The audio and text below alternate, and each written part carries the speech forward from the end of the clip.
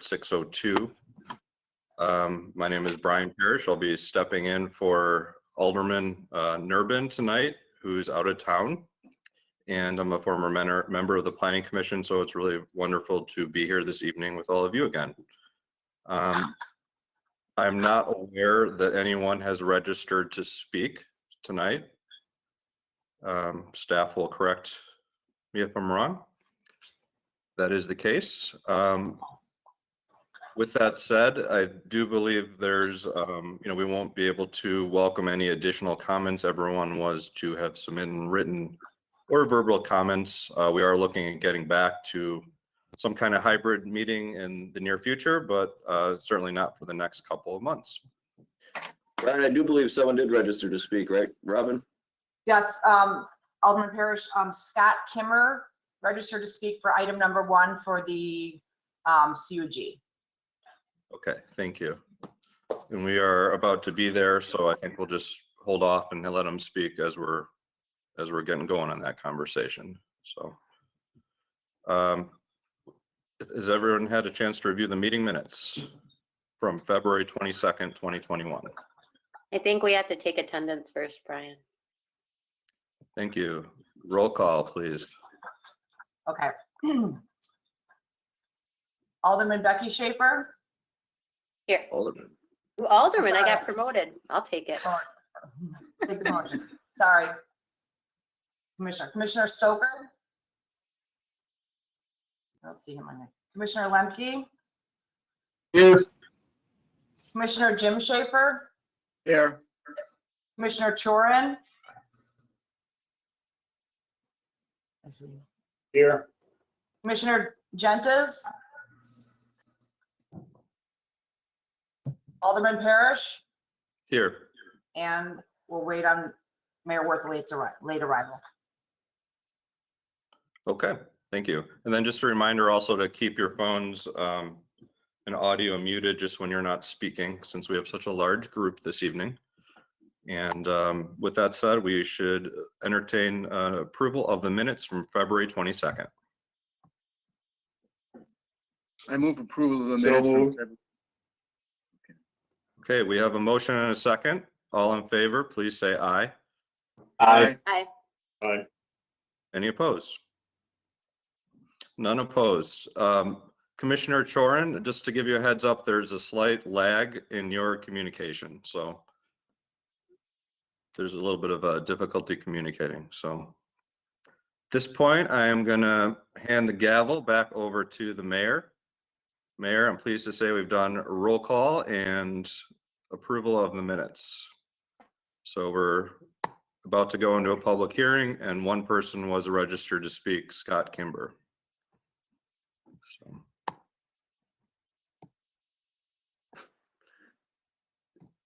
You're muted. I apologize. I'm surprised you're not done with the meeting already. No, I apologize to everyone. I'm late. I drove all afternoon to get back to Mequon. Got here and my internet connection was down, so I spent the last 15 minutes rebooting my modem about 4 times. I apologize, everyone. The next item on the agenda is to go into a public hearing. Is there a motion to go into public hearing? So moved. There was a motion and a second. All in favor, please say aye. Aye. Any opposed? Hearing none, we're in a public meeting. I should have announced that this is a public hearing to allow for the redevelopment of the site for a Class A self-storage facility at 10448 Northport Washington Road. I understand that, was it Mr. Humber or Mr. Kimber? I didn't quite catch the name.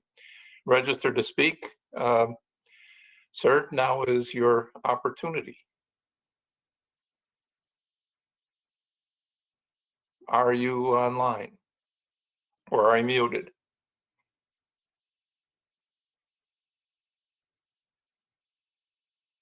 Anybody know if he's here? We didn't register. We don't know if he's actually here on the line. So. Okay, well, since it does not appear he's here or ready to proceed, is there a motion to close the public hearing? So moved. Second. Okay, we have a motion and a second. All in favor of closing the public hearing? Say aye. Aye. Aye. So now we will discuss that item on the agenda. I don't know which staff person is going to lead us through it. I got it. So I'm gonna share my screen with everyone so they can see some of the plans.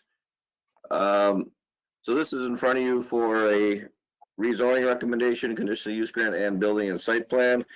As many of you may recall, this was in front of us in December for a consultation where the commission had pretty good feedback on, or was supportive of the proposed use. There's been some changes that I've made since you last saw the project, and we'll go through some of those and some of the other issues that we've come up with since that time. So this will be a rezoning recommendation. It's a B4, it'll remain B4. We'll basically be amending the existing PUD that's in place. And the changes that will be made will be primarily to the conditions placed on the original PUD for FAR and green space. The original PUD had a shared green space at 26.5 for both of the two parcels and a FAR of 31%. Since this use is now going to be for storage and they don't need anywhere near the amount of parking, we've actually been able to work that green space ratio up to 30% on the main parcel and 40% on the vacant parcel both. So both of those will comply with code. The trade-off is, in this case, is the FAR. The FAR for the vacant parcel will be at our 30% that meets our code, but for the storage facility, it'll be at a 73%. Now, a lot of that has to do with the second story mezzanine that's going in, but there is also a small building addition going in off the back. So we're basically trading off more green space, which I think is a good thing for the increased FAR on the storage parcel. We did also add a condition to the PUD that would require an amendment to the PUD if the use of storage ever changed from anything else. So we don't want to be in a position where the storage use goes out and then someone comes in and wants to open a permitted use within the zoning district and needs more parking. We will require them to come back and negotiate that through the PUD process. In terms of the conditional use grant, a couple of things that we want to address. Number one, this facility is slated at 24 hours. There is a security measures plan, which is in your packet. I did talk to the police chief prior. He was okay with the plan. I know I spoke with Alderman Parrish with regard to the 24-hour operations. Originally, staff was going to request limited hours on the operations from midnight to 6 a.m. We'd have the facility closed. The only thing that prevented us from making that recommendation was our Mequon storage facility in Mequon is a 24-hour operation, so we felt we would want to be consistent. I know Alderman Parrish feels that there should be some limits on the hours, and I did speak with the applicant, and they're willing to modify those hours somewhat as we can discuss that as we go forward. Other findings with the conditional use, this will probably generate a lot less traffic than the existing business that's there. The storage use does not have a high traffic demand. And I think this gets us maybe not fully consistent with the neighborhood in terms of the retail use, but this is a service use versus the warehousing use. So I think it's a little bit more similar to what you see in the surrounding area. So with the conditional use, we find that it does positively meet the findings of our code. And then we'll go into the site plan. I have the site plan up on the screen for you. This shows the plan. This is pretty similar to what you saw last time. There's a reduction in parking. Like I said, there's 6 stalls on the outside of the building and another 6 on the inside. Now our code would require, in this case, 70 spaces based on the mini warehouse zoning use. We feel that's way over the need, and the applicant has provided us some details on other facilities. And we did some research looking at other codes, and most of them fall between the 1 to 50 to 100 spaces, which this would be right in the ballpark between 7 and 14. So we feel that the parking they're showing is adequate for the use on the site. The other thing we discussed about at the last meeting with regard to the site was this driveway on the north end. There were some questions whether we could remove that. We did find out that one of This the conference will now be recorded. stretch has expired, but there is still an easement for the cell tower. So what the applicant did is reduce this asphalt to 20 feet, which is the requirement of the easement for the cell tower. So we're picking up a sliver of green space. What the plan doesn't show, we'd like to get rid of these two cross access points. That was put in a number of years ago. That was part of the original easement that has now since expired.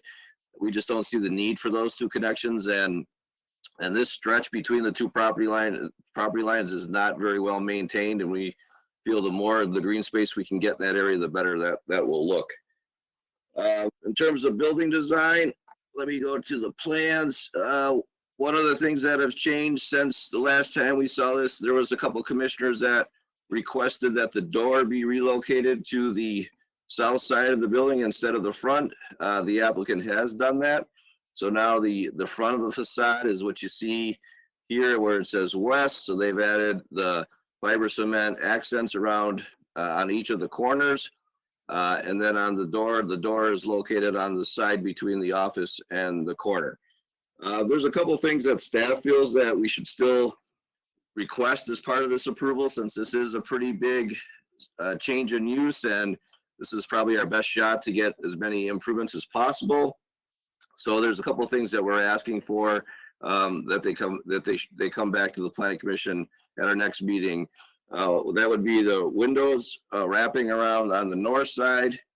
As you can see here, let's see, get a good view of it for you. This is probably one of the best views. The windows only wrap are on the front, but they wrap on the south side. We're asking for those windows to be wrapped on the north side as well. We also feel that the office area that's shown right here, that should be bumped out to the same extent as those corner bump outs. We would feel that the bump out should also occur on the north elevation at the rear of the site. It's a pretty long and flat north elevation, and there is some visibility of it from the neighboring parcels. So we feel like something in the back corner without the windows would be an improvement to that facade. We also ask that the addition show on the south side be constructed the same brick or fiber cement panels that are shown on the rest of the building. And then finally, that the building color of the metal panel goes from a light gray to something a little bit more earth tone. So these were a lot of suggested changes, and we felt that it would be better for this to come back to the commission next month. We do have the rezoning going forward, so that would give us time before council action on the rezoning, so it won't delay the project in any way. There was also a number of changes to the landscaping plan that we are requesting. I won't go through all those details, but we'd like to see that back in front of the commission at the next meeting as well. In terms of lighting, they're basically just showing wall packs on the building, no parking lot lighting, so all the existing light will be removed. One condition that we did add that's not atypical for a lighting plan is we're requiring that the lighting on the interior adjacent to the windows be limited to 10-foot candles. We didn't want to have that lit up at night and be used as a form of advertising. There's a night view I'm showing right here. So we limited that to 10-foot candles, which I believe is the code requirement for a passageway. In terms of signage, they do show a number of signs. As you can see, they did not submit a master sign plan or sign waiver request. So according to the code, they'd be allowed one sign on the building and then one along I-43, which would require planning commission approval. They're showing additional signs. They will have to come back for those as well. But I think it'd be a good opportunity for the commissioners to weigh in on whether they'd be open to additional signage or not at this time. So with that, again, we do recommend approval of the rezoning, subject to the common council approval, and then we are recommending tabling of the building and site plan and conditional use until we see updated plans at our next meeting. And then I just would mention that the CSM that goes along with this is on our consent agenda at the next item. So we would leave that on as an approvable item. That's not contingent upon either the building and site plan tabling or the conditional use. So with that, I will turn it back to the mayor.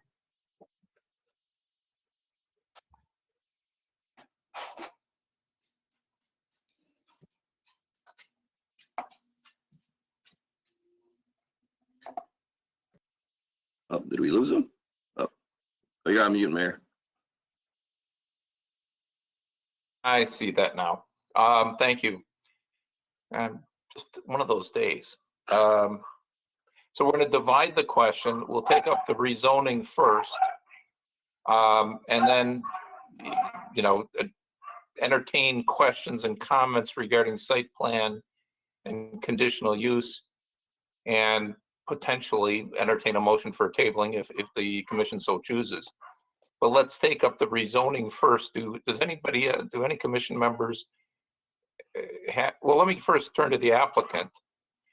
At least with respect to rezoning, it appears that staff is recommending the rezoning you're looking for.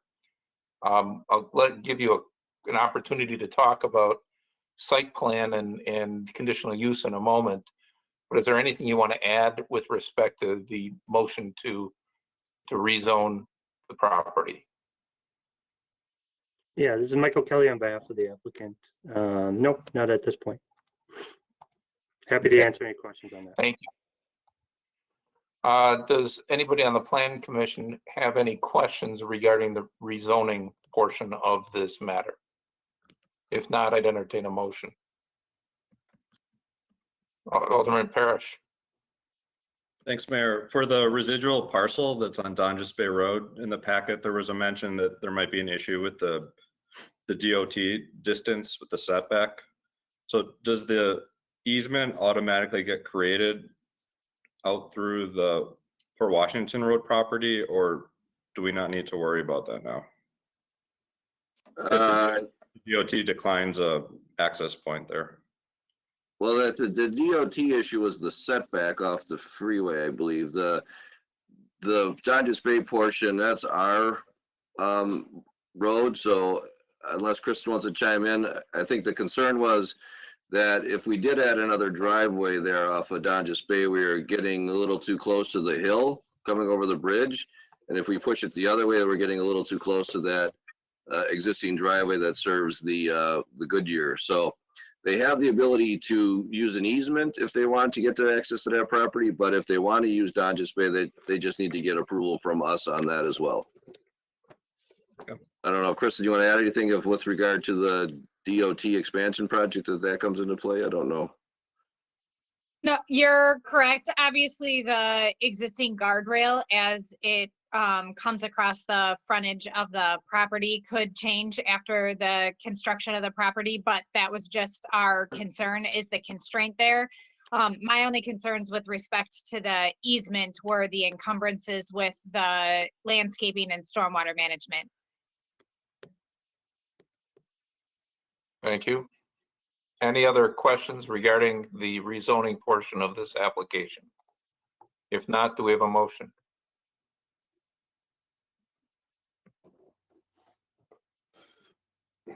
Mr. Motion to approve rezoning. A there a motion second? to approve the rezoning per staff comments. Is there a second? A motion and a second. Any discussion? Hearing none, all in favor say aye. I have some Aye. discussion. All right, I didn't see it. I'm sorry, Alderman Parrish. So I spoke to the applicant about the hours being 24/7. Is this the right time for that or no? That's part of the conditional use grant, not That's the not- act zoning. Okay, thank you. Oh, no problem. Any discussion about rezoning this to the PUD? Hearing none, all in favor, please say aye. Aye. And anybody opposed? Hearing none, that is approved and will go to the council for a first reading at the council's next meeting. Now we'll turn to the conditional use and the site plan. First, I want to give the applicant an opportunity to address any of the issues that staff raised. And then we will address opinions, comments, suggestions, and if anybody wants to make a motion. Great. Go ahead, please. Yes, thank you very much. I guess from an operational standpoint, first to Brian's question on the hours of operation. We're willing to, I guess, compromise on this item, and what we're now proposing would be 6 a.m. to midnight instead of 24/7 access.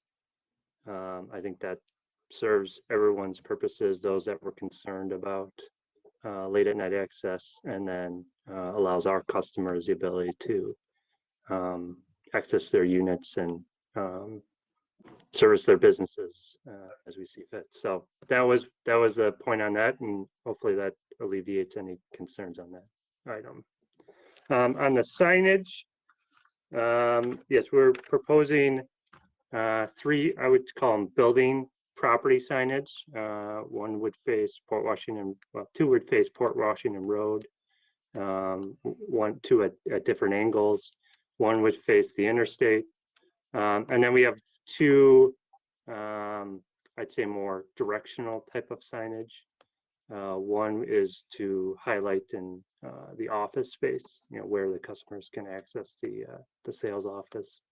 And then the other would be over the loading area to highlight that for circulation. So the reason we haven't put together the full signage package is we haven't selected the operator yet. We're most likely will be going with Life Storage. They are a national operator of self-storage. I believe they have over 1,000 stores across the country, and I think they're in about 44 states. So we'll come back with a signing package that includes their marks, their branding for the main building signs. But that's why we didn't kind of put forward a full signage package as part of this. Security we talked about, or Jack talked about. And then I have Brian Fisher on the line as well from our design team. If Brian wants to kind of walk through the design changes that we made as well. Yeah, thank you, everybody. We certainly took a heart at the comments that came from the consultation, and we made some changes. Most noteworthy was moving the garage door that we had off of Port Washington around to the south side of the building, in a position where it'll be, much less noticeable. And I think it does add, a lot to the architectural integrity of the front of the building. The green space is great. We would certainly like to get rid of the green space, along the north side of the building, but we do have the easement issue. So we've added a lot of green space along the north side, and we can address the landscaping here in a little bit. Certainly the conversation about adding windows along the north side, I think what we have does a really nice job at changing up the facade and the look of the building. So I think we'd like to talk about, do we really need windows there? Also, we are bumping up the office portion by putting 6-inch structural metal studs along the building and bumping that wood section out. I think that is definitely appropriate. It gives relief to the building facade as opposed to having to pour foundations for something that will certainly have a visual impact, but not to the extent I think comments were coming from staff. Back in the northeast corner, where we're having rear access to the facility. Well, Mr. Fisher, would it help if Jack put the slides back on the screen so you can point out what these points as you're discussing them or not? Well, probably for the plan commissioners it does. I've got it in my head, in my head for life. So I wasn't talking about you. I'm hoping you to understand your building, but we don't necessarily. Yeah, absolutely. I think if Jack wants to go to the renderings of the back northeast or the elevations, you can pick which one's fine.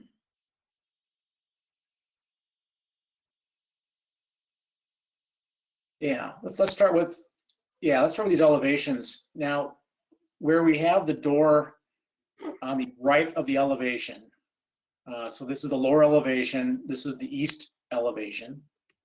Where we have the door, we're pouring a new approach up to, that's dock high today. It was meant for semi trucks. We're now pouring a concrete approach up to that door, and it's not on here, but we're going to put a canopy over that door at a height of 14 feet.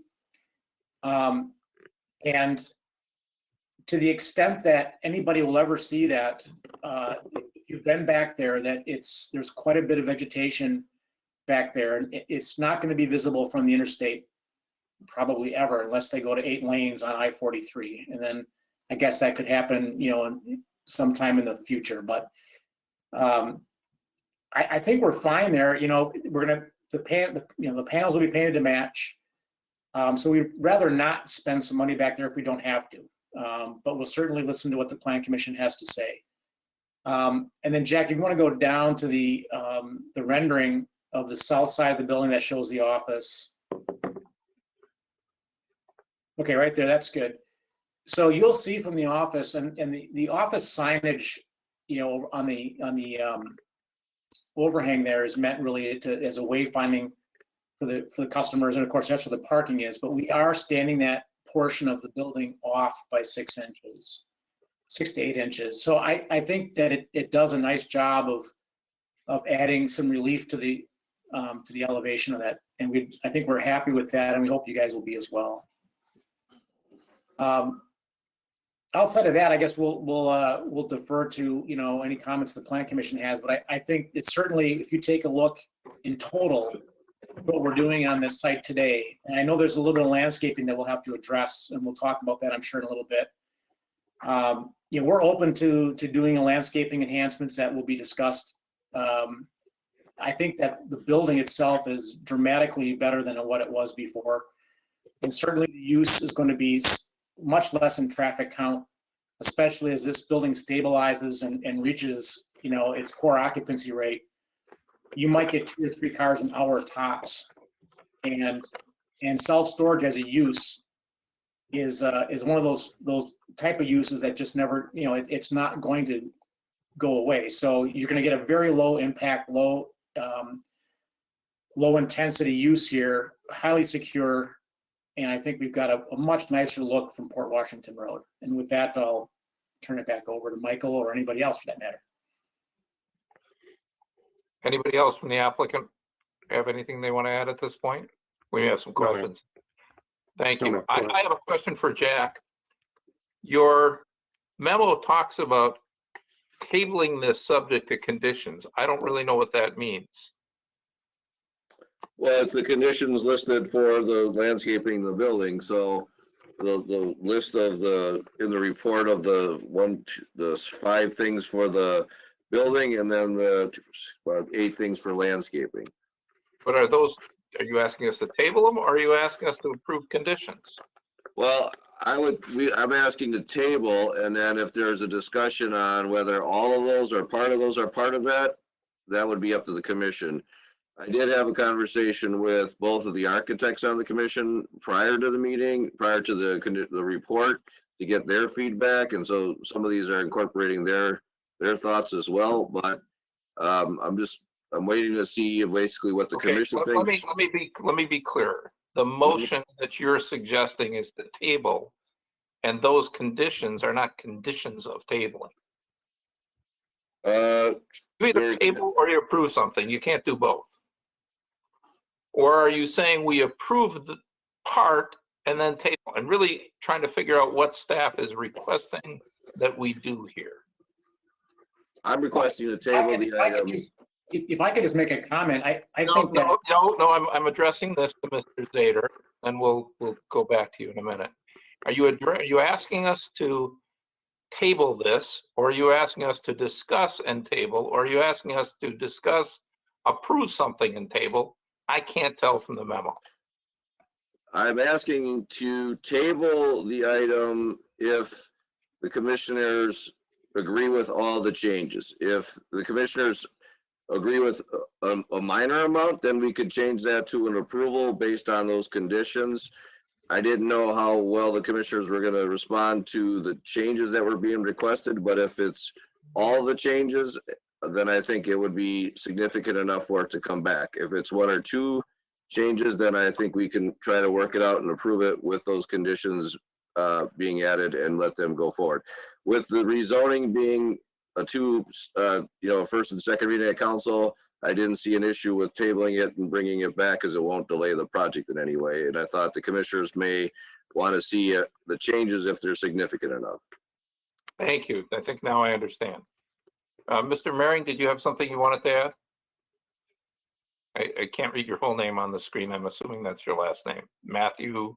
So whoever was speaking a minute ago. Yeah, Okay. that was me. That was Brian Fisher. I'm sorry. I took my second mic to unmute. I understand that, being a former plan commissioner myself, sometimes you get a certain threshold of conditions, and it makes sense to have the applicant come back. I look at the conditions, and I think these are all stuff we can work through tonight, and what's left over, we can certainly work with staff. If you trust the process and you trust us, I don't think these are showstoppers. I do recognize that we have time, so it can be tabled, but certainly we like, approval with conditions. And if we have to meet them with staff, I think we can get there. Well, let's clarify that, because I don't want to spend an hour working through this necessarily. That should be done before meetings. What is it that you will agree with Jack's comments that weren't necessarily in your application? And what is it that you would like us to discuss specifically? I think we're okay with the landscaping suggestions that need to be made. And I think that when our landscape architect looked at this, he was not looking at the most current landscape code. So we're more than willing to meet the landscape code, the newer landscape code. I don't think that that's an issue whatsoever.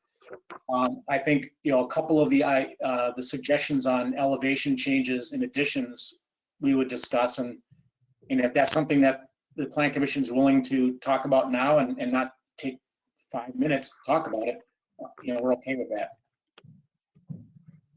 So that everything else you're fine with, other than with the specific architectural items that you've already mentioned? Correct. Okay. I just want to make sure we know what it is that where the disagreement is. Questions from the Plan Commission commissioners on the conditional use grant and site plan? Did I see Mr. Choran's hand up? Yes. Mr. I guess I agree with the applicant with regards to the effort to modify the office entrance. Its location on that south side towards the east, and the cost to do what staff has recommended. I don't see the benefit in doing that. With regards to the north elevation, I agree that the windows should be wrapped from the west elevation around that corner, that northwest corner. I'm struggling with understanding why that same element needs to be repeated at the east end of the north elevation. If the foliage is as much as the applicant says it is from the interstate, I'm not sure that's needed at that end of that elevation. So those are my comments. Anybody else? Commissioner Becky Schaefer and then Commissioner Jim Schaefer. Unrelated for anyone watching. Unrelated. 3 items, 1 easement related, and it may be for Kristen. Just to confirm and maybe build on what Alderman Parrish had asked earlier. So regardless of how we change, I know that the survey map that is making the subdivision into 2 lots is a separate item, but I think this is related. Regardless of how these lots change, how this 1 lot changes to 2, there will be access to the vacant parcel 2 from Port Road. Is that accurate? I know the Donjas Bay one is in question, but I assume we're not creating an orphan parcel. I know in Kristen's comments on the certified survey map item, she mentions the proposed access easement on lot 1 to the benefit of lot 2. which makes it sound like it's not a guarantee, but yeah, I can't imagine you'd create 2 lots and then have one only have dubious potential access. So I guess, Correct. are we guaranteeing that there's access to lot 2 on Port Road, and then the Donjas Bay access is a little more in question? The CSM, a condition of the approval of the CSM would be the recording of the easement on lot 1 to the benefit of lot 2. Okay. So regardless of what happens with the Donjas Bay access, that exists. Okay, thank you for clarifying that. And then 2 signage questions. I know that was something that Jack had mentioned was kind of outstanding as far as a master sign plan. So this parcel has access, has visible access to 43. Is it just north of Copy Master? Is that where it's visible? I'm trying to think, because I don't typically, I did try to look while I was driving past today, and it's not clear to me where that access, where that visibility is. So if you look at the site plan I have up, basically Yeah. this is south, just south of Copy Master. So this would have a view of 43. This is the 43 corridor right here. Okay. So that if the signage were requested, that's where it would be approximately. Yeah, if you get on this wall. Okay, thanks. And then my last signage related item is maybe more of an advisement, I guess I would call it, because in the renderings, there's this, nice generic, benign, harmonious looking signage, which is great. And I think what we sometimes see come forward once you have an official partner, whether it's Life Storage or someone else, that they want to incorporate their branding. And the branding, which is important to them, isn't always harmonious with the look and feel of the rest of the building. I took a peek at some of the other buildings that were mentioned in your application, and I think Extra Space in Franklin was one that was mentioned as similar in parcel to what we're looking at here. And it's got some real bright green and white signage that would probably not be what everyone on the commission has in mind. I will speak for myself. It's not what I would have in mind. So I know it's part of their brand. I guess it's something to take under advisement when you're working with whomever you partner with on this facility, that if the branding is something that's really strongly in contrast with the building, it might not be well received. Okay, well, I understand. Life Storage color scheme is mainly blue, white, and yellow. And they've done various takeoffs of those type of colors based on the communities and what they'll be willing to accept. So it'd be one of those three colors would be the scheme for the I think sign. white, based on what you put in your renderings. Mr. Schaefer. Yes, I would concur with Commissioner Shorin's ideas on the building design. The only difference I have is on that northeast elevation on the north side, I would be satisfied if we did not have a full complement of windows. If they had a third of the windows or half the windows or something like that. I think it doesn't have to be perfectly like the rest of them. Other than that, I agree with his ideas. Anyone else? Are we, Alderman Parrish? Thank you, Mayor. I just wanted to thank the applicant for this nice looking project. The buildings certainly gets a lot of interest from the community, so I feel like this applicant is doing a good job solving a community problem. Provides services to our residents and adds value to the tax rolls. As far as the northeast corner, although probably unnecessary now, I think long-term it is necessary for a variety of reasons. And I think because this building is in a TIF district, I think this is exactly a benefit of offering them TIF. So it kind of helps overcome some costs that may be unnecessary otherwise. So I don't feel like we're creating a huge hardship. I would be okay with windows if the applicant prefers windows like Commissioner Schaefer suggested, but otherwise I'm okay with what the applicant or what the staff is recommending. And I did want to thank the applicant also for compromising on the hours of operation. It would have been a no for me here and at Common Council, and I believe some of the other Common Council members would have felt that way. And in the true spirit of partnership, they offered a compromise right away. So I just wanted to thank you and welcome you to the community. Thank you. Thank you. I have one question for maybe Jack, because the issue about the sign on 43, you pointed out where it would be, but is 43 higher or lower there? I mean, it's looking at the site plan you have, I can't really tell whether you can see that corner from 43 or not. I think it's lower, whether it's how much visibility, I'm not 100% sure. Again, without them, they did not request 43 signage at this time, so we didn't do a full evaluation on that. If you remember, there's specific requirements on 43 signage. It has to meet certain height requirements. And I think they're going to have to do their due diligence to see whether they can meet those requirements and still have a visible product from the road. I brought up the signage just so that everybody was aware of the potential for signage, and I wanted to see what the commission felt. Again, without getting a full sign package, it's hard for us to do an evaluation, but in the past, people have shown signage and they feel like they're almost entitled to it because they showed it and no one said anything. So I just wanted to bring it up as a potential issue going forward. Good idea. I mean, we're not here, whatever sign indications there are on these plans, if we approve the site plan tonight, it will not include an approval of the sign locations or the sign types or anything else.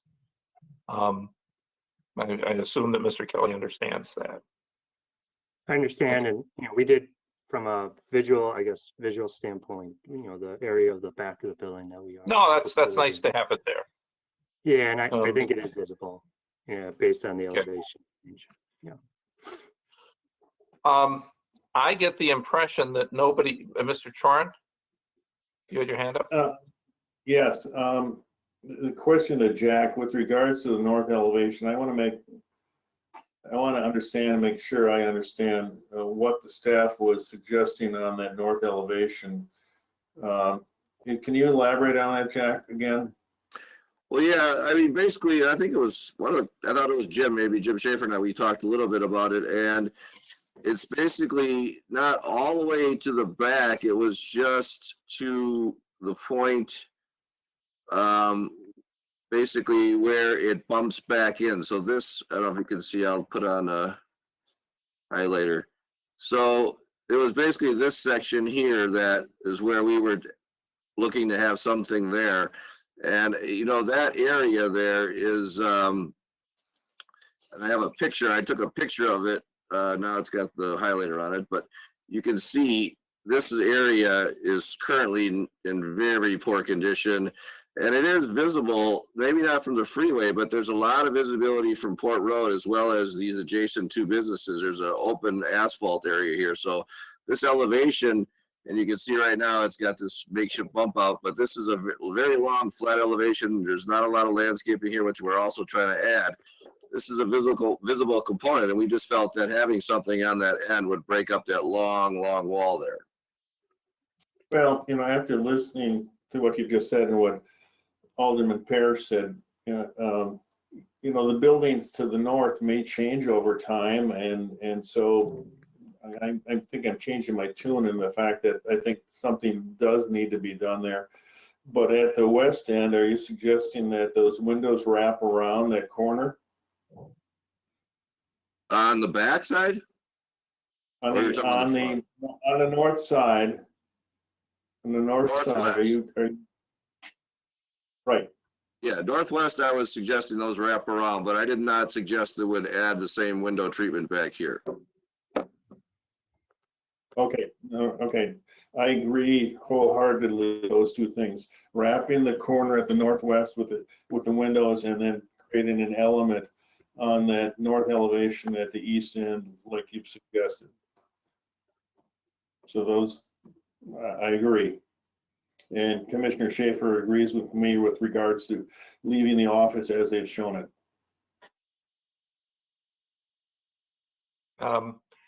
I'll give my comments at this point. I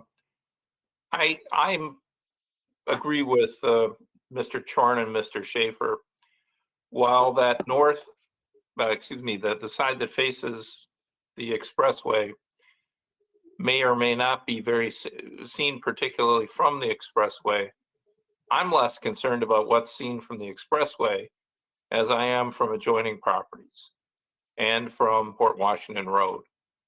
And on each of these elements, I think sometimes people spend too much time thinking about what people are going to see driving along at 75 miles an hour from an expressway. I'm less concerned about that, but I am concerned about what neighboring properties see. And even if those neighboring properties right now may not be, you know, they may go through a redevelopment also and shouldn't be looking at something. And that's why we generally have some sort of a four-sided architectural requirement.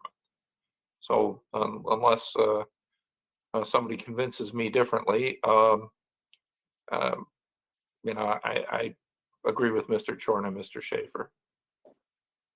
Anybody else on the commission? Mr. Kelly, I think your hand was up, but or Mr. Fisher, somebody. We tend not to do a lot of back and forth.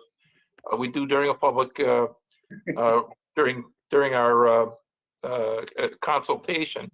That's the purpose behind that. We gave you an opportunity to give a presentation. Now, if you'd like us to table this, we will. If you'd like us to go ahead, we may or may not do that. The commission might table. But I'm looking for comments from commissioners at this point. Okay. Anybody else on the commission? Mr. Stoker. I agree with all this. My only question is putting the window set all the way on the east side, on the northeast side. Would we be better served putting it maybe a little bit more central, moving it further to the west, as opposed to keeping it all the way on the east side? It is a big, long expanse, and is there a reason that we're proposing putting it all the way on the northeast corner as opposed to somewhere more in the middle? I think it was just to kind of bracket that wall, you know, have a bump out on each end, so it's kind of balanced. I don't know if putting it in the middle, how that would look. Again, we're not asking to wrap the windows on that far east portion. It was just going to be on this west portion. Right. And I apologize. I used to work in this building, but I'm struggling to kind of position where the buildings to the north are, and I understand they could be changed or relocated in the future. But I'm just trying to figure if the benefit of adding windows on that east side is better than putting it somewhere else in the building. Again, I'm not making an opinion one way or the other. So you can kind of see here, this kind of shows the ortho. So here's the edge of the back building, here's the edge of the front building. So okay. there is an entrance to the, I believe it's the daycare back here. And again, you see this large area of asphalt in this area. So, and in Port Washington Road, you actually do have some visibility coming down this way. And this would be where that bump out would basically be, this area. Okay. All right. That was my 2 cents worth. But I do agree something needs to be added. That is a very long expanse without having something.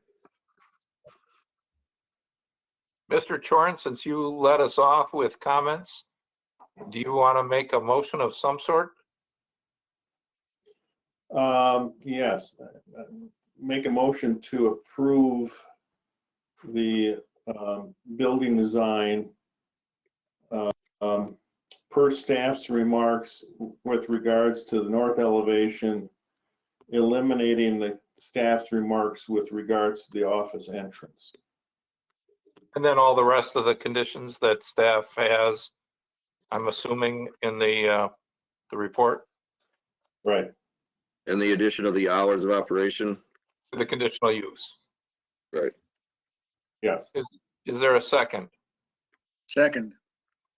Any further discussion? Hearing none, please call the roll.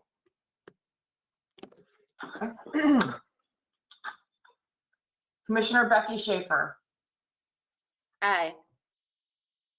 Commissioner John Stoker, Aye. Commissioner Lemke, Aye. Commissioner Jim Schaefer, Aye. Commissioner Chorin, Aye. Alderman Parrish, Aye. Commissioner Hawley. Aye. Mayor Worth. Aye.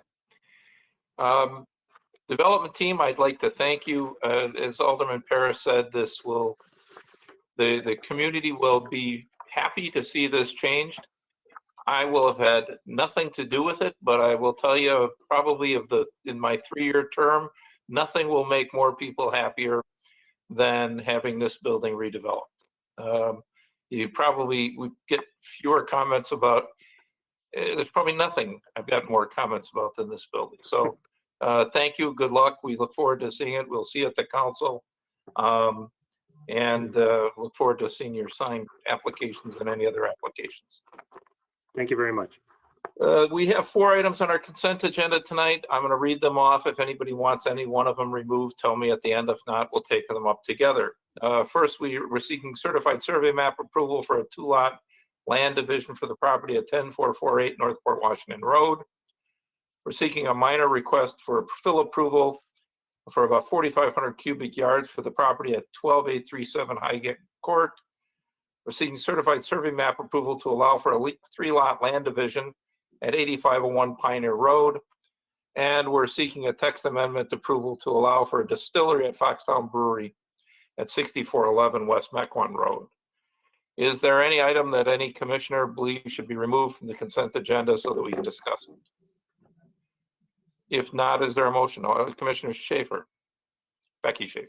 I do have one question. It's very quick and tactical on item 2C Go ahead with your question. or 3C. Sorry. I'm just trying to rectify. So that sounds like it's a 52 some acre parcel, but the 3 lots that are being divided add up to only 20. Is that accurate? Yeah, typically they have the choice of keeping the remnant piece, as you will, as part of the CSM, where they can leave it off. So in this Okay. case, they left it off. So there'll be a remnant that will make up the acreage difference. Okay, thank you. That's it. Is there a motion to approve the consent agenda? So moved. Second. Second. Well, we don't discuss, I guess we can discuss, but we don't. All in favor of approving the consent agenda, say aye. Aye. Aye. Anybody opposed? We got past 4 items. The next item that we have is Alliance Bible Church. They're seeking a master sign approval at 13939. I don't know if I said the 39s too often. North Cedarburg Road. Who's going to talk to us about this item? Pafala, please go ahead. Thank you, Mayor. So the request before you tonight is for a master sign plan. Alliance Bible Church is requesting 5 wall signs. And then they are also requesting a setback waiver to the monument sign as part of the master sign plan. This property only has 1 principal building, and per the code, it would only be allowed 1 wall sign at 2.5% of the building wall area or 60 square feet, whichever is less. They are proposing 5 wall signs due to the multiple entrances for the various users that the church has. Overall, staff is not opposed to the designs that are proposed. However, staff didn't really find a hardship in this case that would warrant for the number of signs that they are requesting. Staff is recommending directional signs in place of 2 of the requested wall signs. This is laid out in Exhibit 4 of your, Exhibit A of your packet. These entrances for the office and the student ministries are set further back from the drive aisle. However, staff believes that they can utilize the directional signs that they are permitted in the code to direct patrons to these entrances. Staff does support the other 3 wall signs subject to the conditions of the report. One of them being that the Alliance Bible Church sign will have to be reduced in size to meet the 60 square foot requirement. The applicant is requesting a sign waiver for the setback to the monument sign. They want to I don't know if Robin gave me ability to share my screen, but they want to place the sign at least up to the property line. Right now, the code requires a 10-foot setback, and they stated that since the building and property is set back so far from Cedarburg Road, visitors have difficulty finding the church. They also noted that the white rabbit sign to the north impedes the view of their sign.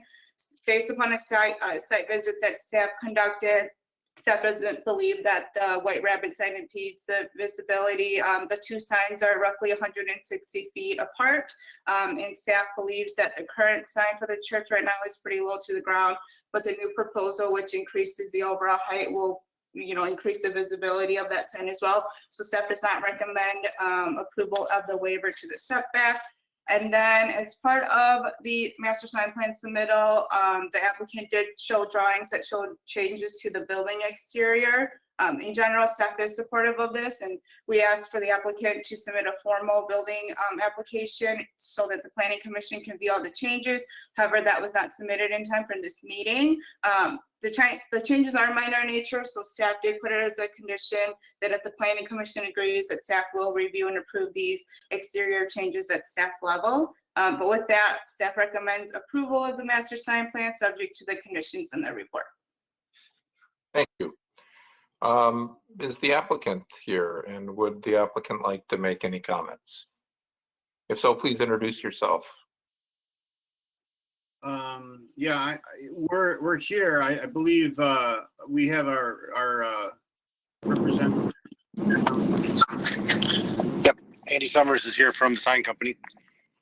Mr. Wiley, first, before Mr. Summers goes, you are whom?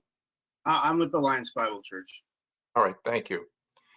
And are you, Mr. Summers, are you going to respond, or Mr. Wiley, who would like to speak? Frankly, I think Mr. Wiley has seen the history of the church as a pastor and understands the whole purpose of the even investing in the signs as a solution. And I think it's more effective hearing it from what it would achieve for him. So I'm going to turn it over to him. And I apologize for the Mr. Wiley, Pastor Wiley, if you'd go ahead, please. Appreciate that. Well, thank you. In a nutshell, as our building hosts many things throughout the week, we have a constantly changing group of people who come on our 5-acre property. Our building is on the very north part of that parcel, and our parking lot is awkwardly L-shaped. And we have 4 entrances that serve just a variety of different functions depending on the day, the time, the schedule. We've done a lot to put portable signs out there to try to direct people, but each of our entrances just needs something large and kind of architectural to draw them into the right entrance, and therefore, based on what we have by what I believe the staff recommendation is, I would just kind of urge us to suggest that if we don't have those entrances marked well, it becomes really difficult to get people in the building. We have an office entrance, a kind of a midweek entrance where people come in Mondays through Saturdays. Sundays it's another entrance, and then where we do check-ins for kids is another entrance. And so our architects kind of have a good theme going. I didn't hear any objections to the idea that that would work well for several of the entrances. So I'm just wondering if we couldn't get approval for all 4 entrances. And we understand the recommendation for the road sign, so I don't have anything to debate on whether that would be too close or not close enough. I think that would be fine, but I'm just looking to kind of speak out on for having all 4 entrances be kind of accepted as planned. Thank you. Questions from the commission for staff or for Pastor Wiley? Or comments? Mr. Chorin.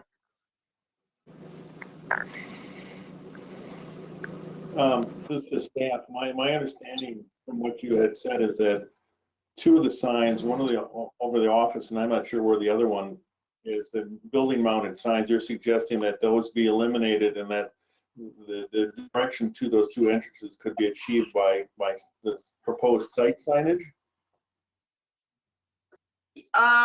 They can be achieved by directional signage, which the code allows up to 4. So yes, I am recommending that they forego the 2 wall signs for the office and the student ministries. These entrances and where the signs are proposed, they kind of are along the drive aisle as you enter the site. I feel that if they would utilize the directional signs that they are permitted, that as vehicles enter the site along the drive aisle, they would see these signs. You can direct them with arrows. You can increase the size of the copy because they have directional signs right now on site, but it just has, in my opinion, too much copy, and the copy is not very large and not very visible. I think there's opportunities to better utilize directional signs on the site. Can I ask a question from the sign company? Sure. Pastor Wiley had said that he had tried menu boards out there at one point trying to direct traffic, and which obviously is a larger profile that has failed. I understand the desire of not finding a hardship and allowing the 2 extra wall signs from the staff's perspective, but now you're introducing us or to the church 2 separate signage systems for people to figure out which door to use. One of the issues in the past is just dropping off packages and I don't know which door it goes to, and people are often confused finding locked doors trying to get in because the one door that's supposed to be used will be open. So the purpose of the wall sign, from my perspective as a sign company, allows not just which door you should be walking in for the purpose of visiting, but also which parking area. If you look at the lot picture, he's got a lot of parking space there, and it's, if you park wrong, it's a longer walk, especially in the wintertime when it's dark. You just want to be direct and focused, and that's where the signage system, wall signs, offers that advantage for not only walking in the door, but parking as well.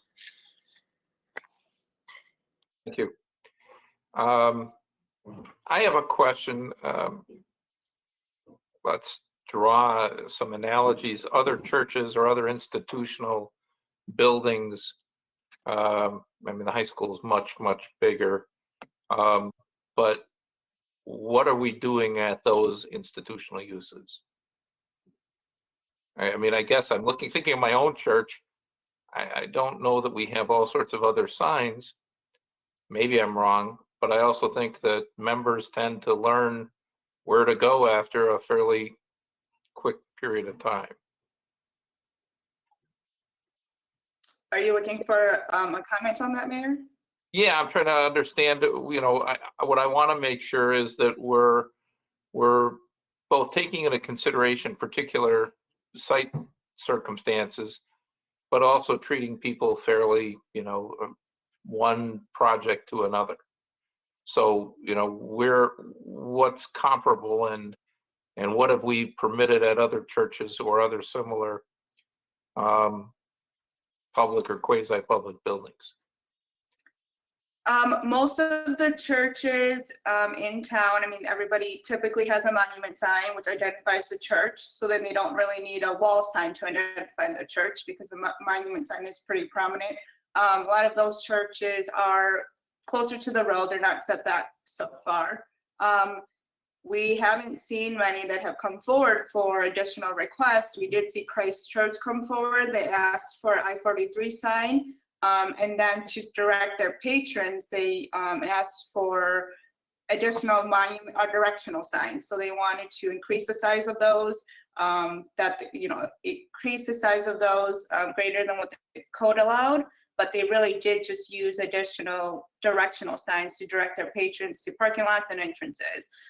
The other example that was in the packet that I could think of, even the St. Mary's Hospital, even that large facility, to direct visitors to their site and to direct them to correct parking areas, they utilize directional signs as well, because you're kind of just guiding people while they're driving. So you see a lot of directional signs throughout the site. And we took all of that into consideration when we looked for a hardship in this case. It's kind of can't really be self-created. I mean, the design of the building is what it is. We are already allowing, the one main wall sign for Alliance Bible Church because it is a sign that they would already be permitted in the code. We're allowing a sign for the Kingdom Kids, or we support that because that entrance truly is tucked away in a corner, and there's really no area where you could put a directional sign that would clearly identify where that entrance is as vehicles come in. And then we're approving a small welcome sign over the main entrance just because that is underneath the drop-off area, and we feel that as you drive in and you see the welcome sign, that would indicate that that's the main entrance. So we do support 3 out of the 5. The other ones, we just feel you can achieve wayfinding with, you know, something that the code already permits. Thank you. Comments or questions or a motion from the commission?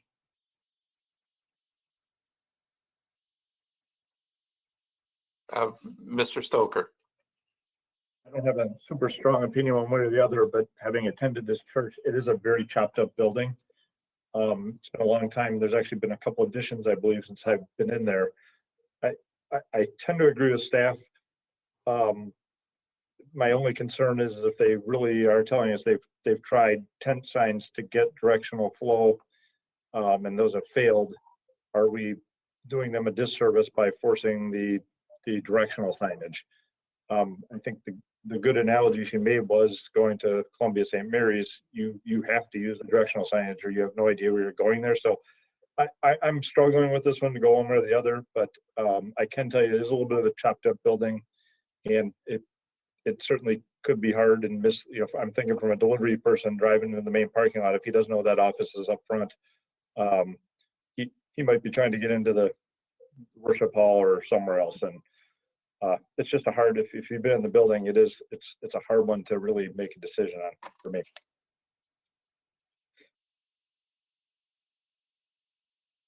I'd like to make a couple quick comments on some of the points we brought up. Just one thing we have going on our campus too is there's just not a lot of place to put snow based on the parking lot area. So when we have a winter like this, the plows tend to make those snow areas where we have the little bit of green space by the building pretty high. That would also really impede directional signage if it was placed you know, right off the parking lot or whatever. So, and yeah, we have done a lot of portable signage, roughly the same size as directional signage to try to get people in the building. And it is pretty confusing for people to the point of, do the members learn it after a while? We're not one of the churches that are as static as maybe a lot of the other churches. We're constantly bringing in people midweek who aren't maybe regular attenders, and we're also growing and having a lot of new people constantly too. So. Thank you. Commissioner, we're going to need either a motion or some comments, or we're going to sit here.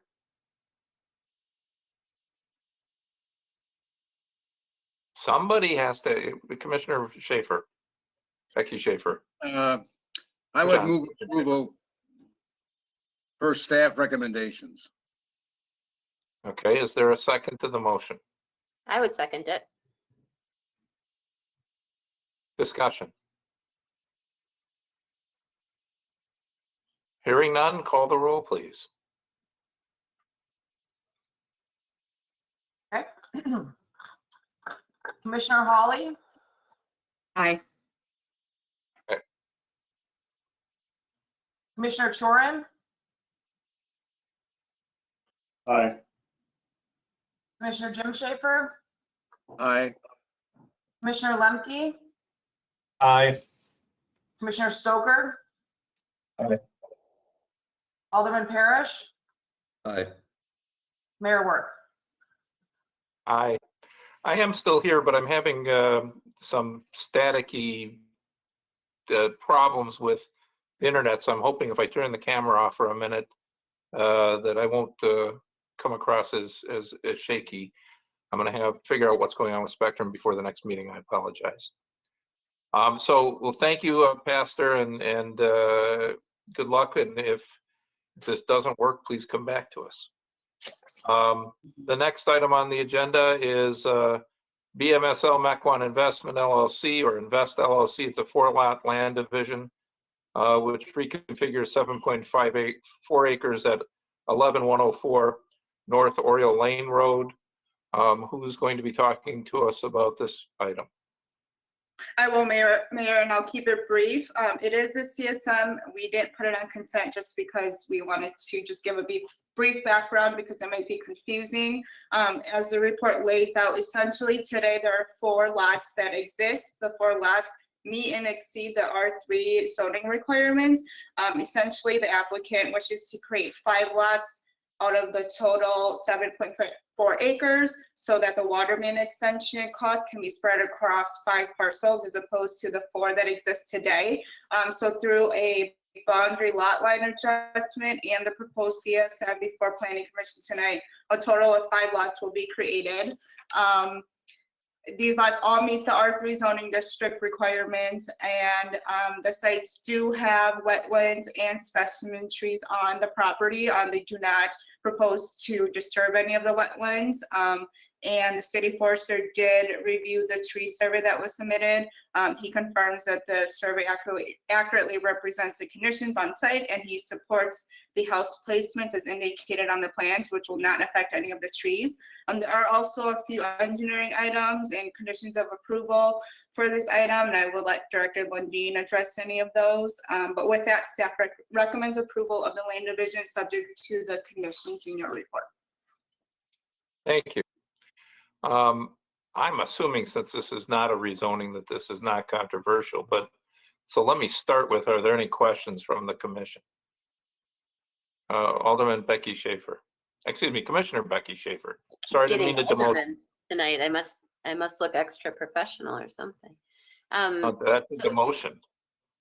When we spoke about this some time ago, there was a lot of neighborhood concern, and I saw that there was one neighbor who reached out and staff responded to all of the points, which was great. I guess my thought is looking at the map and looking at where all the wetlands are, where all the specimen trees are, and then seeing that, is the applicant, did the applicant, I don't know who I'm speaking to, the applicant, whomever that is. Okay, let me stop then. Is the applicant here online? Is that you, Mr. Sissel?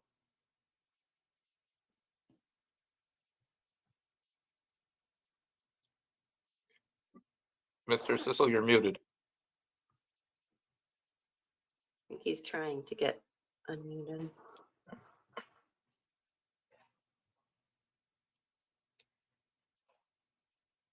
Is that better? Yeah. Yes.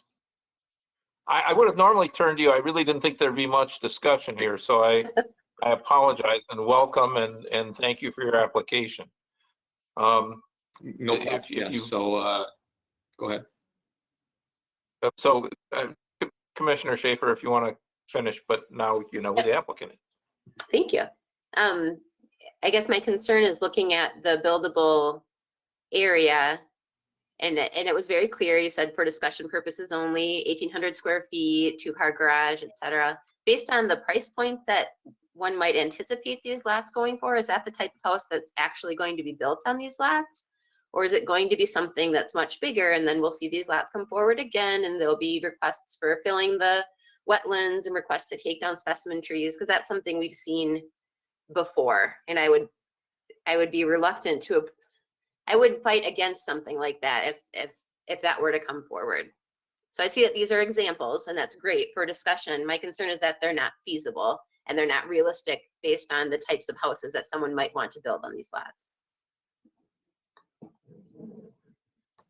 So I can't speak to exactly what the homeowners are going to build, but being an 1,800 square foot footprint, short of the without the garage for a 2-story home, obviously it gets you to somewhere it's between 3,000 and 4,000 square feet.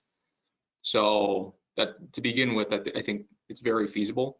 Now, how it's laid out, there's all kinds of latitude on all of those parcels. There's really only one parcel, I think, that maybe has some limitations, but there's an awful lot of latitude that can be given. So I don't know of any reason why they would have to go to the DNR to get the approvals and then come to the city for additional approvals to encroach on the wetlands. Hope not.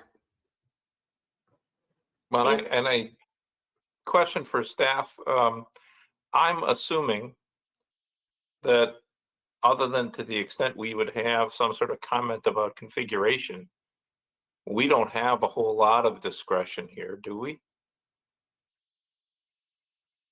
We do if somebody comes and asks to have a tree removed or fill in wetland, those are specific approvals, but for what's in front of us, unless we saw some sort of weirdness to the layout that somebody objected to, we don't have a lot of discretion. Can somebody address that? Yeah, that's correct, Mayor. And that's why we worked with them to make sure that we could fit houses in with not impacting the trees or the wetlands. And they've done their part to make sure that, and I guess we can't stop someone from coming forward in the future asking to remove trees, but at least we can go on record saying that we want to make sure you stay within the bounds of your CSM and not allow it, but you know, they can always apply. Thank you. Is there any other comments, or do we have a motion somewhere?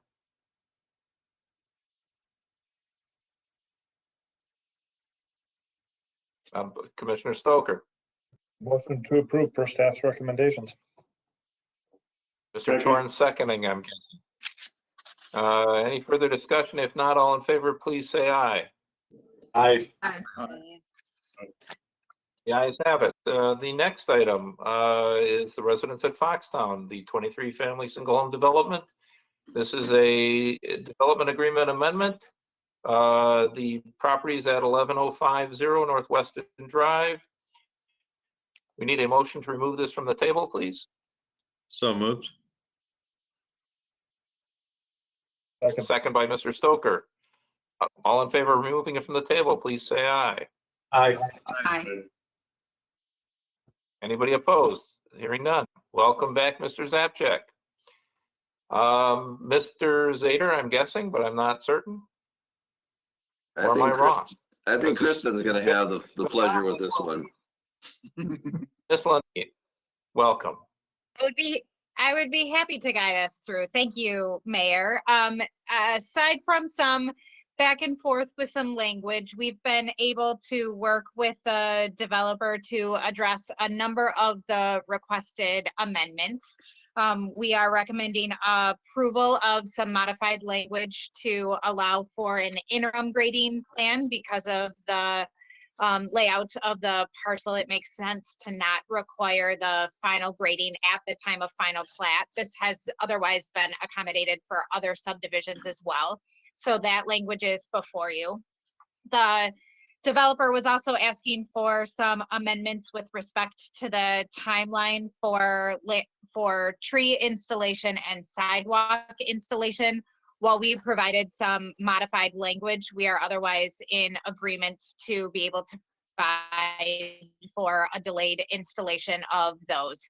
So the only request that the developer made that we are not recommending approval of, and that has not been included in staff's recommended language, is that for the modifications to the asphalt installation requirements that had been previously requested at 75% and denied. It is now being requested at 100% of occupancy, and we are again recommending denial. But overall recommending approval of the development agreement modifications that are otherwise provided in your packet, and happy to walk through those in more detail if you so wish. I have a question before we turn to Mr. Zapchak.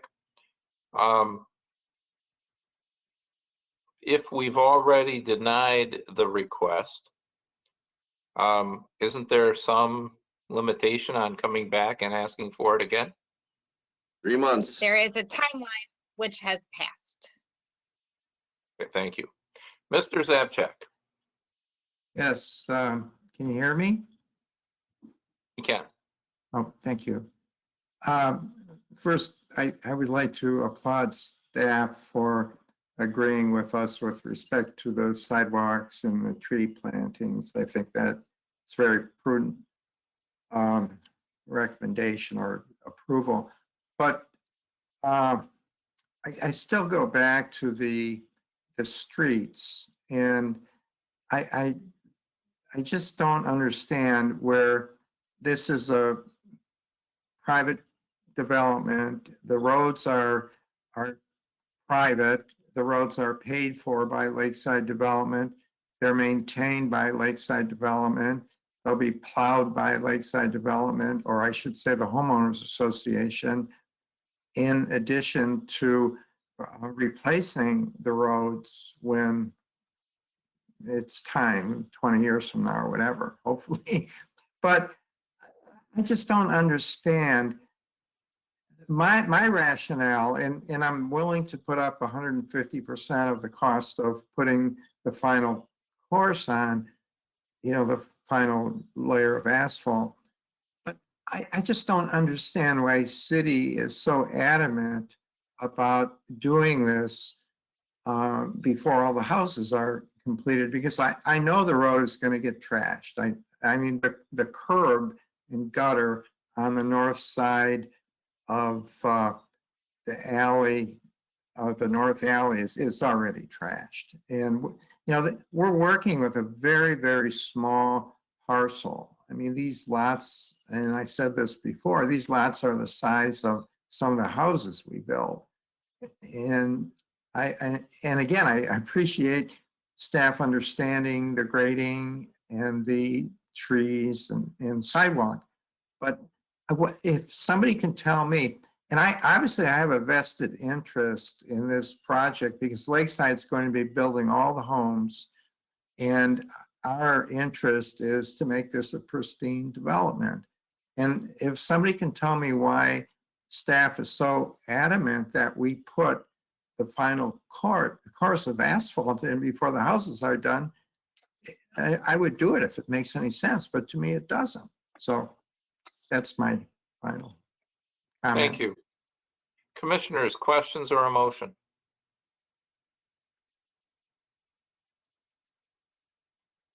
So I'm new to this conversation. I know you're all you've gone through this several times.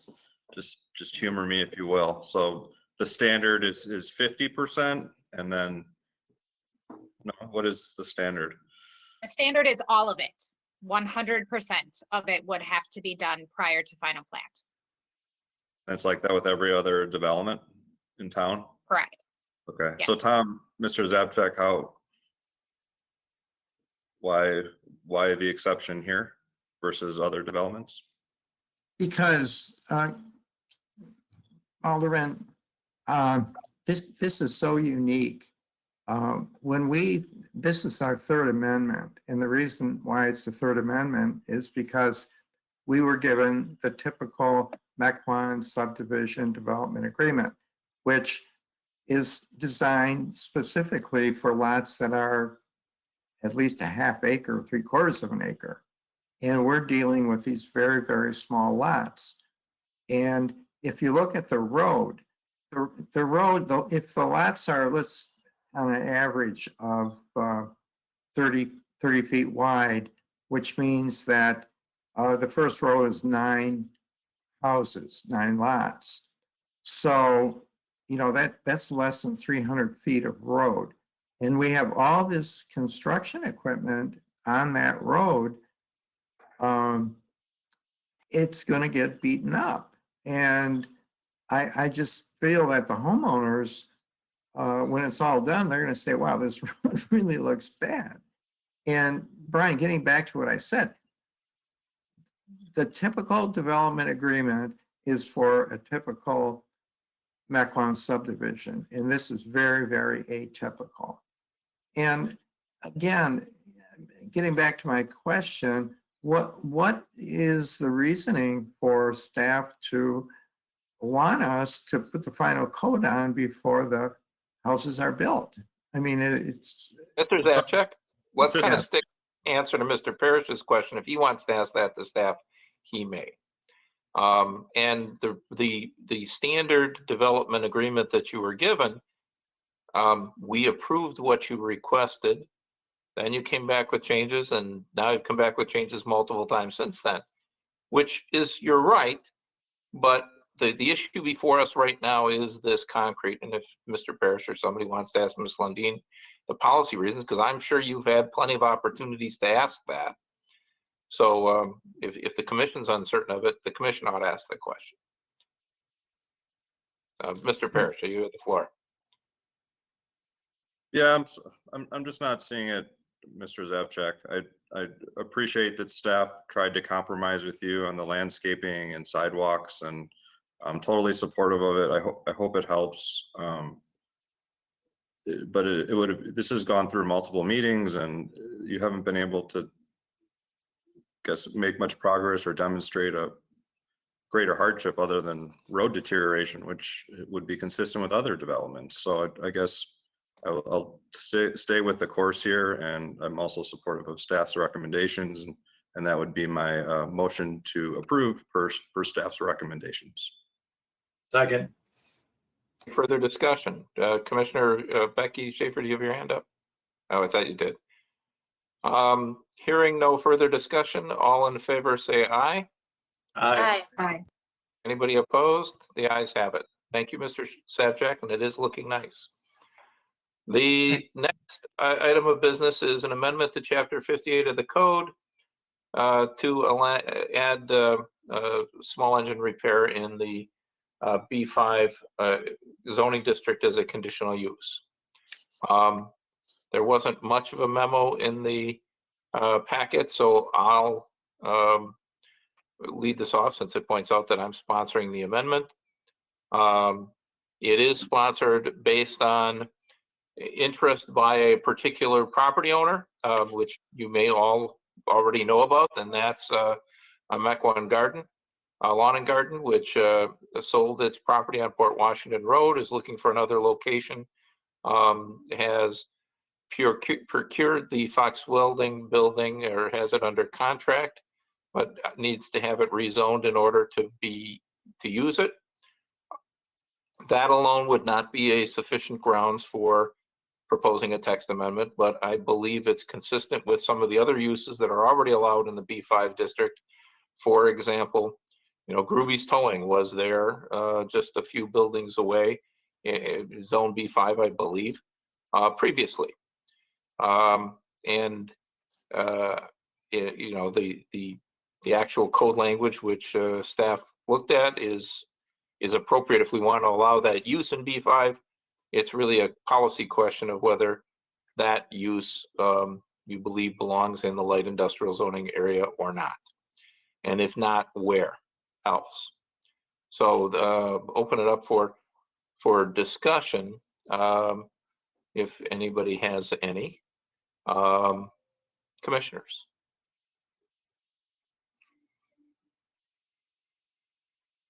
Or a motion to approve. Mr. Stoker.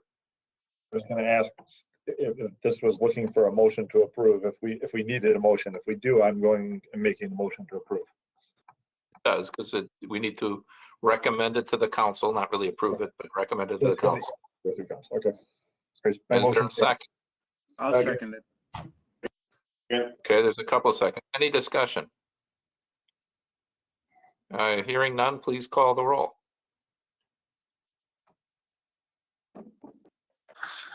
Commissioner Hawley, Aye. Commissioner Chorin, Aye. Commissioner Becky Schaefer, Aye. Commissioner Jim Schaefer, Aye. Commissioner Stoker, Aye. Alderman Parrish, Aye. Mayor Worth. Aye. Oh, Yeah, I said it. That'll. Sorry, I'm sorry, Mayor, I missed Commissioner Lemke. Aye. Oh, sorry. Sorry, don't want to leave you out.